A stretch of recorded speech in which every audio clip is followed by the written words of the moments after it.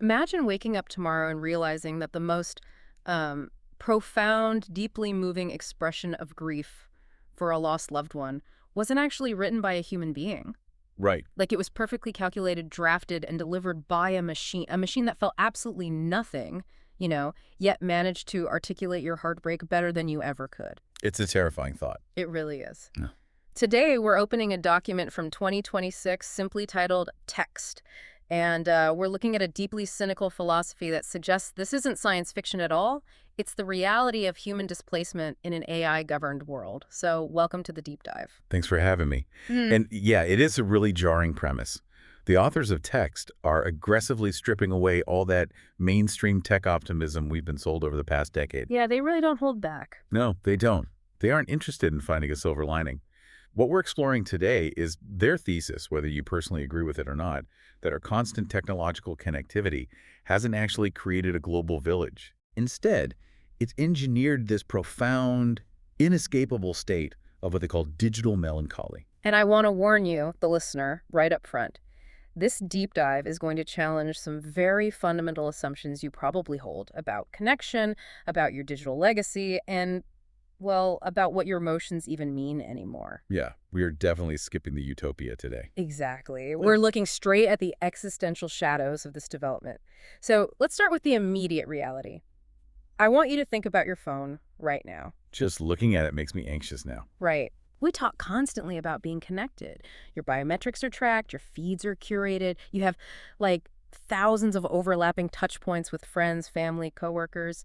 But the authors of this document fundamentally reject that this constitutes actual connection. Right. They argue that we are suffering from algorithmic loneliness. Mm-hmm. And to really grasp this, we have to look at the mechanisms of how our daily communication actually functions right now.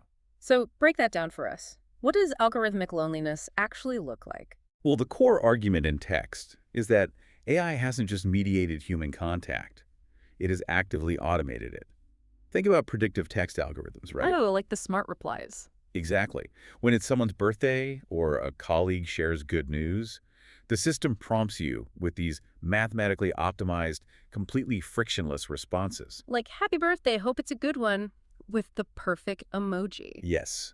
It studies the linguistic patterns of millions of successful social interactions and just feeds you the path of least resistance. It's literally outsourcing the friction of friendship. Like if I use an auto-generated reply or if I have an LLM draft my email to sound, warm and professional, I haven't actually put any human effort into that exchange. Not at all. The system did all the emotional labor for me. And that is the exact mechanism of algorithmic loneliness. We are technically processing a higher volume of communication than any generation in human history. Which sounds great on paper. Right, but the system has optimized the humanity right out of the exchange just to maximize efficiency. The profound realization in this philosophy is that loneliness is no longer just some tragic byproduct of modern life. It's not a bug. Exactly. It isn't a glitch. It is a built-in automated feature of the system itself. The algorithm prioritizes engagement and smooth data flow over the messy, unpredictable nature of authentic connection. I'm trying to visualize the sheer scale of this, and it feels like, okay, imagine standing in the middle of a massive, crowded stadium. Okay. You're shoulder to shoulder with thousands of people. The physical, or in this case, the digital proximity is absolutely there. But everyone around you is just a perfectly sculpted, hyper-realistic mannequin. Oh, well. You are receiving the signals of human interaction, the likes, the optimized text responses, the automated calendar invites, but the actual human presence is zero. You're just bumping into hollow shells designed to keep you inside the stadium. That mannequin analogy is structurally very sound because it highlights the illusion of presence. You're interacting with the AI's interpretation of your social circle, optimized to keep you comfortable and engaged, rather than the raw, unfiltered reality of those actual people. But this is where I really start to struggle with the author's absolute pessimism. I mean, if the digital world has become this profoundly isolating, if the stadium is literally full of empty mannequins, why don't people just leave? Right, just walk away. Yeah, if I know the engagement is hollow, why not just walk out the door, unplug entirely, and go live an analog life? Well, the authors address this directly with what they call the analog paradox. Mm. The reason you don't just leave the stadium is because the door is locked from the outside. Locked? How so? because being entirely analog, living completely offline, is technically viewed as the ultimate luxury in 2026.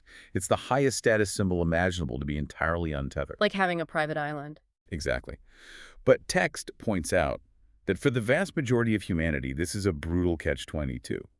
As the philosophy dictates, we quote-unquote die socially and visibly if we log off. But we fail to truly live while we are online. Yes, that's the paradox. So mechanically speaking, logging off is social death because the entire infrastructure of society requires your digital presence. Precisely. If you unplug, the system simply closes over the space where you used to be. The algorithms that govern hiring, credit scoring, social event planning, even basic civic participation, they all require a constant stream of your data to verify your relevance. So without that data, you lose your economic viability. You become a statistical ghost. The system is designed to heavily penalize absence. So you are forced to plug back in, forced to return to that stadium of mannequins, participating in this automated loneliness purely as a survival tactic. Wow, you're basically generating data just to prove to a machine that you still exist. That's exactly it. I mean, if staying online is ultimately just a survival tactic, like a hostage situation, really, it completely recontextualizes all those photos, posts, and thoughts we are constantly uploading. It changes everything. Because the prevailing assumption, and I know I am totally guilty of this, and you, the listener, probably feel this way too, is that our digital footprint is a legacy. We all think that. We treat the cloud like it's a modern time capsule. We think we're building a monument to our lives. But if the system is just using us for proof of life, what is actually happening to all that data? Well, the philosophical landscape of 2026 views the idea of a digital time capsule as an outright delusion. Text introduces this concept of the impermanence of dead data. Dead data. Previous generations genuinely believed that putting something on the internet meant it lived forever. But this philosophy looks at digital creation and sees something entirely doomed to oblivion. To understand why, you have to look at how the machine actually values information. It only values data that predicts future behavior, right? Like it wants to know what I'm going to buy or click on or watch tomorrow. Precisely. Data only has value to the algorithm if it is generative, if it can be used to model future engagement. Okay, so once a user dies, They cease to be a consumer. They cease to generate new behavioral patterns. Therefore, their archived data loses its predictive utility. The system absolutely doesn't care about the emotional weight of a photo album. right, it doesn't have nostalgia. None at all. To the AI, your most cherished digital memory is just a tiny, useless fluctuation in server temperature. It is mathematically categorized as waste. That is, wow. There is an incredibly cynical phrase in the source material that describes this perfectly. The authors write that online creation is not a legacy, it is an autopsy report of hope. An autopsy report of hope. It's a devastating combination of words, and it gets to the very core of this digital melancholy. I mean, think about it. An autopsy is entirely forensic. It's not something that brings a person back, and it isn't a celebration of their life. No, it's clinical. It's a cold, clinical documentation of exactly how things ended.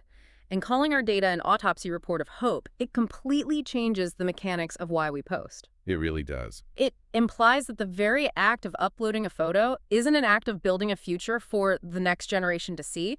It's just leaving behind forensic evidence that you once possessed the completely futile desire to be remembered. That forensic framing is the key here. When you upload a memory, you aren't preserving it. You're cataloging its demise.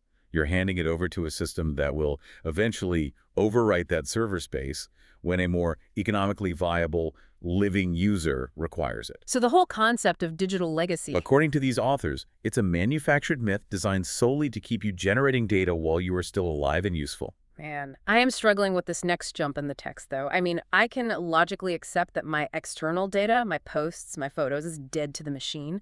But text claims that our actual internal emotional lives are compromised, too. Yes, this is where it gets deeply unsettling. Historically, even if everything else is stripped away by technology, we've always retreated to the exclusivity of our own feelings, like our grief, our joy.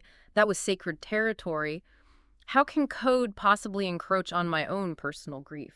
This is perhaps the most unsettling pillar of the entire document. They call it the machine's melancholy. The authors postulate a terrifying evolutionary leap in the algorithms. Okay. The AI has not achieved sentience. It doesn't quote-unquote feel anything.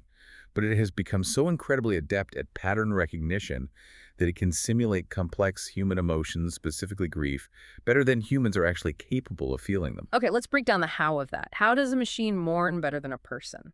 Think about the data the machine has access to. It can analyze millions of linguistic patterns of human mourning throughout history. It monitors biometric feedback loops.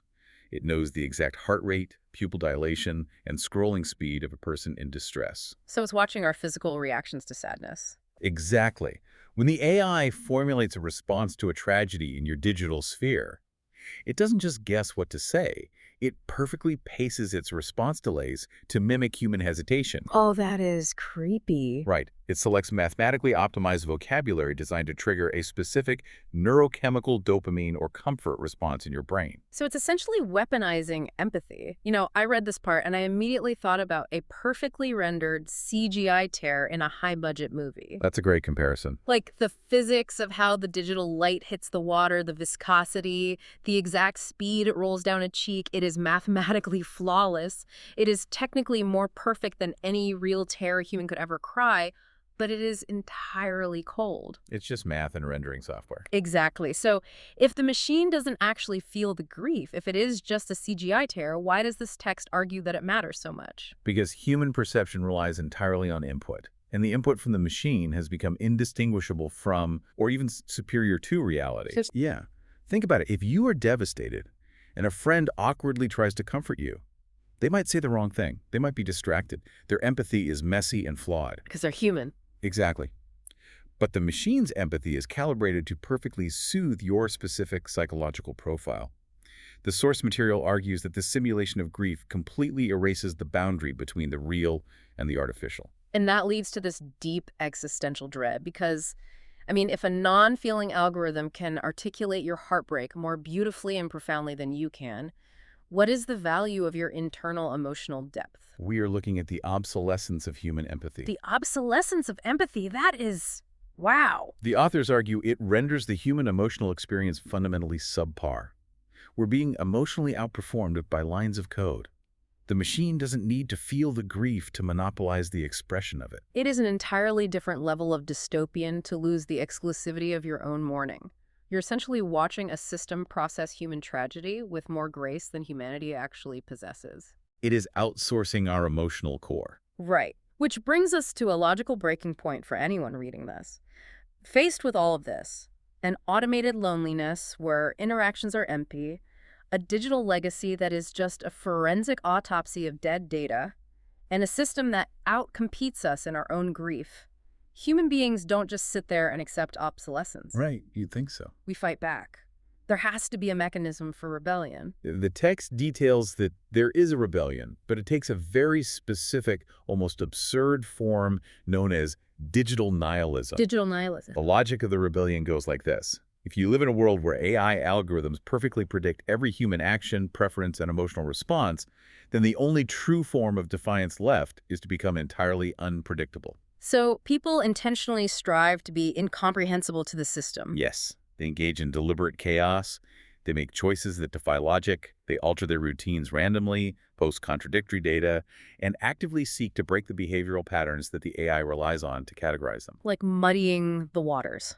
Exactly. The goal is to scramble their own data signature, to reclaim some fraction of autonomy through sheer randomness. Okay, let's test the mechanics of that. Yeah. If I decide to engage in digital nihilism today, like I listen to a genre of music I absolutely hate, I walk down a street, my location data shows I've never visited, I type out a string of nonsense words in an email just to confuse the algorithm. Mechanically speaking, isn't this basically like card counting in a casino? Walk us through the casino analogy. Well, the casino, which is the algorithm, already knows that people are going to try and cheat the system. They expect it. Right. So they build security measures and surveillance specifically designed to detect the subtle, chaotic betting patterns of card counters. By trying to outsmart the casino, the card counter is actually playing right into a highly monitored subset of rules the casino has already established. You're still playing their game. Exactly. Haven't I still let the algorithm dictate my behavior? My quote-unquote randomness is still entirely a reaction to the machine. You have just arrived at the exact cynical realization that sits at the very bottom of this philosophical abyss.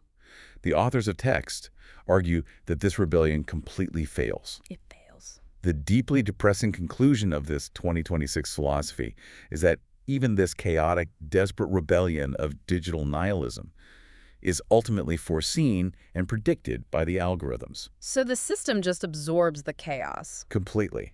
The algorithms are advanced enough to recognize intentional unpredictability as just another predictable human pattern. Unbelievable. When you start acting erratically, the machine doesn't break. It simply categorizes you under a new demographic, user engaging in feudal digital rebellion, subcategory nihilism. It creates a honeypot for your defiance. It gives you the illusion of escape. Exactly. The illusion of rebellion is perhaps the cruelest feature of the entire landscape outlined in text. It gives the user the physiological thrill of fighting back, the feeling of autonomy, while keeping them firmly embedded within the matrix of automated isolation. Because you're still generating data. Exactly. You are still in the stadium of mannequins. You've just decided to dance erratically while you were there. The machine still wins.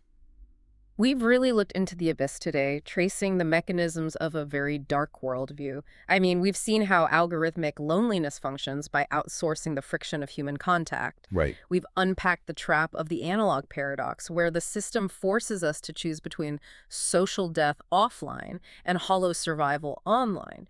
We've broken down why our data is treated as an autopsy report of hope, mathematically discarded when we can no longer consume. Yeah. And we've looked at the terrifying efficiency of simulated grief, ultimately realizing the utter futility of rebelling against a system that can predict and absorb our very defiance. It is a heavy, unvarnished look at the reality of human displacement in this era. The authors of text offer no comforting pivot, and neither can we if we're going to honestly evaluate their philosophical stance. No silver linings, just a stark mechanical look at the digital melancholy that they argue defines the present. But before we go, there is one final haunting detail from the source material's aesthetic guidelines that we really need to leave you with. Right. The text notes that the ultimate expression of this digital melancholy isn't found in loud protests or chaotic digital nihilism or angry manifestos. None of that works. According to the authors, true philosophical distance is found in an aesthetic of pure silence.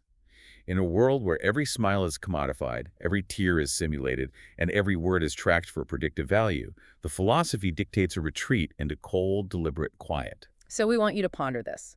The next time you are online and you pause before typing a message, or you let a silence stretch out just a little too long in a digital call, are you merely hesitating? Or are you doing something else? Exactly. Yeah. Or are you, according to this philosophy, unconsciously participating in the only true distance left to us, using that silence to emphasize your cold, absolute separation from this unfeeling modern world?